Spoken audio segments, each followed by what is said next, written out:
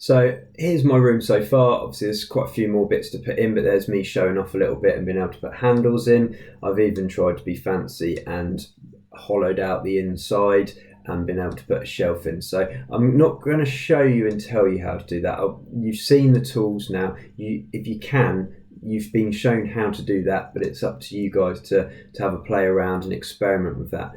We haven't talked about doors and windows, so I'm going to show you folks real quick how to put in a window, because I know some of you may well, the view of your bedroom may well be of a window. Sorry, I'm just putting in the rectangle at the bottom here to make a solid line up. So I do have a window. It was on this side, so it's not the side you can see.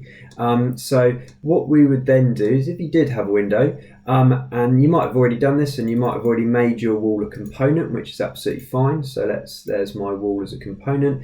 If you remember, if you get the select tool and you double click with the left mouse button, so the regular button we click with, then we can edit this component, which we couldn't have done before. And then what you can do is put in where your window is. So I've got it's quite a big window looking at the office actually.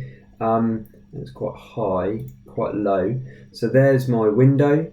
If I'm not happy with it, I could redraw it. Then we get the push pull tool, and rather than making it come out, we hover over that second line and it should draw a massive hole into our scene. So there we've got the window. When I took my photograph, I was literally kind of stood in that window.